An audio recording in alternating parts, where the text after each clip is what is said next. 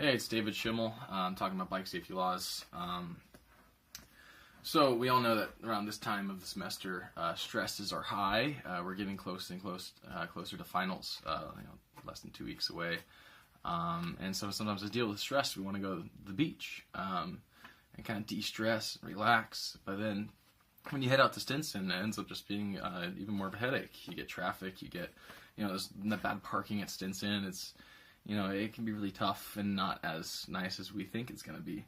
And I'm with you there. I love to go to the beach, and I get stressed out this time of year. And, the beach is a good place to go to deal with it. But sometimes it's a hassle. And I believe that bikes are part of the hassle. They create traffic, but it's also dangerous. Like the way people drive. I've observed many cases of some just bad driving and bad just on both parts of drivers and of cyclists.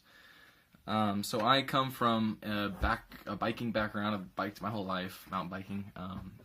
So I kind of have some previous knowledge of the topic, and I'm part of this Marin group called Access for Bikes. It's a local group trying to get more bike trails put in the area.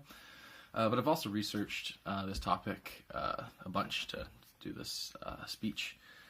So, I believe that road cyclists contribute to traffic and stress on the road and are not taking enough safety precautions. That's also coupled with the fact that drivers are uneducated on bike safety. So I'm going to be talking about some easy fixes that will make our roads safer and will keep cyclists safer and will give you a better drive with less traffic. So the problem is that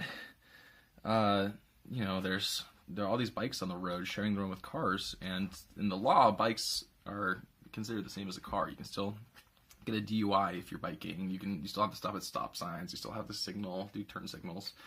But they don't have to have mirrors for some reason. I think that mirrors should be implemented. And I have this one story. I was leaving my house on my motorcycle right down after my driveway on the street. There was this kid biking to high school, because there's the high school right on the street, and I went by him on my bike, and he didn't look over his shoulder or anything. He just heard the motor coming behind him, and it was a really funny story. It made me laugh all the way to school, because when I came by, he thought I was a car or something, but I'm just a little, motorcyclist. But he thought I was a car, and he jumped off the road, and he rode his bike into this ditch.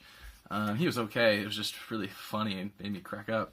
But that wouldn't have been a problem if he'd either looked over his shoulder or if he had a mirror.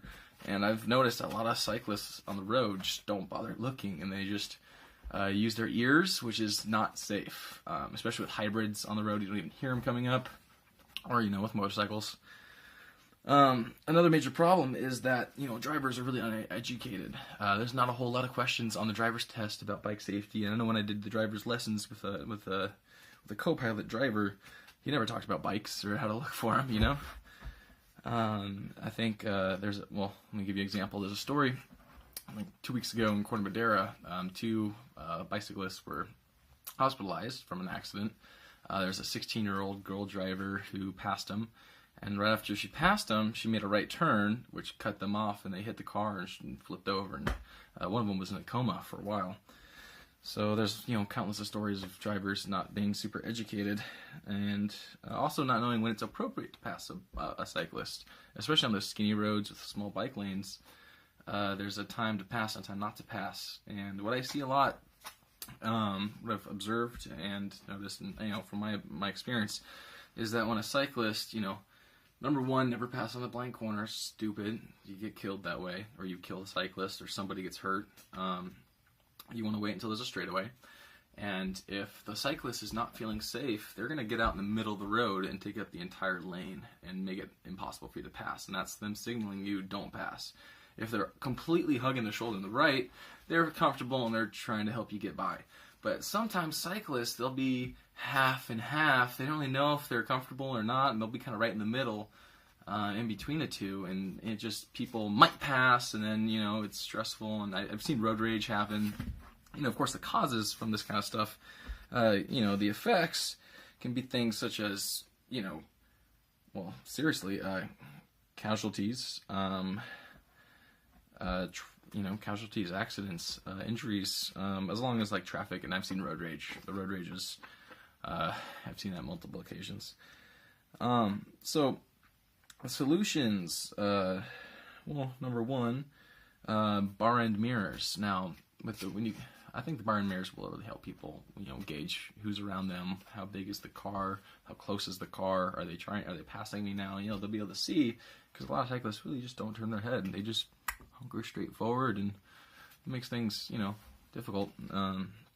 Number two, bar end mirrors. Still talking about bar end mirrors.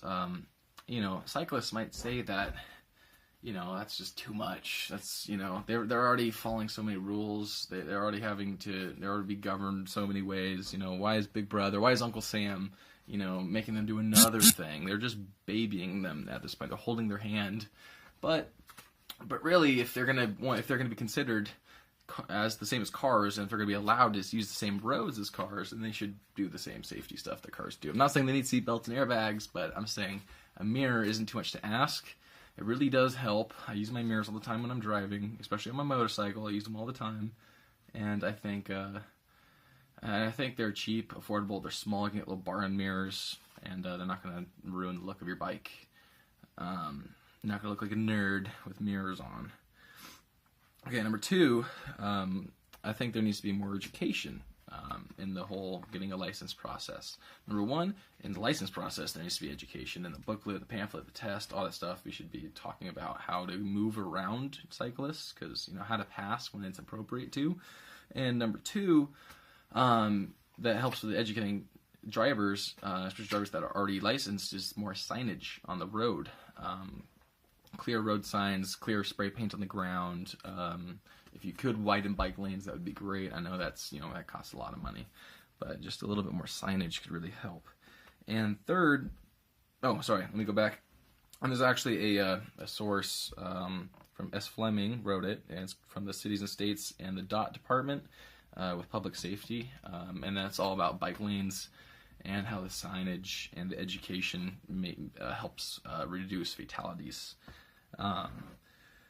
And now, the last one here, my third solution is actually having just more off-road bike trails, which would give people more access.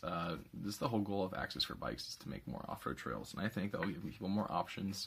It'll get more people off the road and onto the off-road stuff, and they might enjoy the ride a little bit more. It'll get less traffic, and right now there's only 57 miles of bike single-track trail in all of Marin County.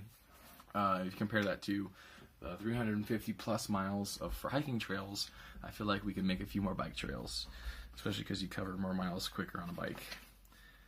And now to wrap things up here, I've already told you how I'm concerned with bike safety for drivers, for the cyclists, and for the whole traffic it creates.